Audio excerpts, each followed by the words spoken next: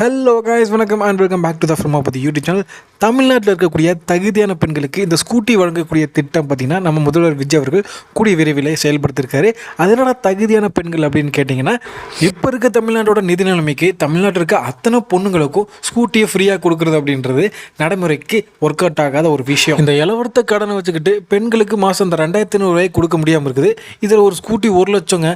இந்த 1 லட்ச ரூபா ஸ்கூட்டி எல்லா பொண்ணுங்களுக்கும் இலவசமாக தர முடியுமா? அதனால தான் தகுதியான பெண்களை தேர்ந்தெடுத்து இந்த ஸ்கூட்டி வழங்கும் திட்டத்தை கூடிய விரைவில் நம்ம முதல்வர் விஜய் அவர்கள் செயல்படுத்தியிருக்காரு. எந்தெந்த பெண்கள் இந்த திட்டத்துக்கு தகுதியானவங்க அப்படின்னு பார்த்தீங்கன்னா, கல்யாணம் ஹஸ்பண்டை இழந்து சிங்கிள் பேரண்டாக தன்னோட குழந்தைங்களை வளர்க்குறவங்க, கல்யாணத்துக்கு முன்னாடியே அப்பாவை இழந்த ஏழை பெண்கள், யாரோட உதவியும் இல்லாமல் தனியாக சுயமாக வேலைக்கு போய் சம்பாதிச்சுட்டு இருக்க பெண்களுக்கெல்லாம் இந்த திட்டம் செயல்படுத்தப்படும் அப்படின்ற மாதிரி எதிர்பார்க்கப்படுது. அதே நேரத்தில் முதல்வர் விஜய் அவர்கள் தகுதியான பெண்களுக்கு ஸ்கூட்டி கொடுத்தாலும் முழு இலவசமாக கொடுக்க போகிறது இல்லையா? ஆமாங்க, இந்த ஸ்கூட்டி முழுக்க முழுக்க ஃப்ரீயாக அந்த பெண்களுக்கு கொடுக்க போகிறது இல்லை. அது எப்போ அப்படின்னு பார்த்தீங்கன்னா, இப்போ தகுதியான பெண்கள் அப்படின்னு சொல்லிட்டு ஒரு ரெக்யூர்மெண்ட் சொன்னோம் பார்த்தீங்களா?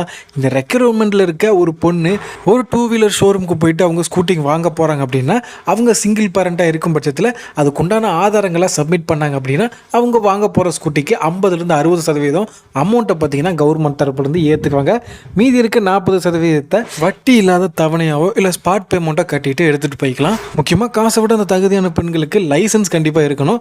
ஏன்னா இப்போ லைசன்ஸ் வச்சுக்கிட்டே ஒரு சில பொண்ணுங்கள்லாம் பார்த்தீங்கன்னா ஸ்கூட்டியவே ஏரோப்ளேன் ஹெலிகாப்டர் மாதிரி பறந்து ஓட்டுறாங்க. இதில் லைசன்ஸே இல்லாத பொண்ணுங்களுக்கு ஸ்கூட்டி கொடுத்தா ஒரே வருஷத்தில் தமிழ்நாட்டோட மக்கள் தொகையை பாதியை குறைச்சிருவாங்க இவங்க. இந்த மாதிரியான பேரழிவுகள் நடக்கக்கூடாது அப்படின்றதுக்காக தான் லைசன்ஸ் வச்சிருக்க பெண்களுக்கு மட்டும்தான் ஸ்கூட்டி தருவோம் அப்படின்றதுல உறுதியாக இருக்காங்க. ஆல்ரெடி 2014 முன்னாள் முதலமைச்சர் ஜெயலலிதா அவர்கள் தேர்தல் வாக்குறுதியாக அனைத்து பெண்களுக்கும் ஸ்கூட்டி தருவேன் அப்படின்ற மாதிரி ஒரு வாக்குறுதி கொடுத்துட்டு தான் ஆட்சிக்கு வந்தாங்க. ஆனால் ப்ராக்டிக்கலாக எல்லா பெண்களுக்கும் ஸ்கூட்டி தர முடியாது அப்படின்ற ஒரு ரியாலிட்டி அவங்க புரிஞ்சுக்கிட்டு கிட்டத்தட்ட இந்த திட்டத்தை வித்ட்ராவும் பண்ணாங்க. ஸோ இப்போ சடனாக முதல்வர் விஜய் அவர்களுக்கு எதுக்கு இந்த யோசனை வந்தது அப்படின்னு கேட்டிங்கன்னா, தலைமைச் செயலகத்தில் ஹவுஸ் கீப்பிங்காக வேலை செய்கிற ஒரு பெண்மணி சிங்கிள் பேரண்ட்டாக ரொம்ப வருஷமாக அவங்க குழந்தைங்களை கஷ்டப்பட்டு படிக்க வச்சு வளர்த்துட்டு வராங்க. அதே நேரத்தில் இவங்க ஒரு ஸ்கூட்டி வச்சுருக்காங்களா, இந்த ஸ்கூட்டியில் தான் அவங்க குழந்தைங்கள ஸ்கூலுக்கு கூட்டிகிட்டுலாம் வருவாங்களா.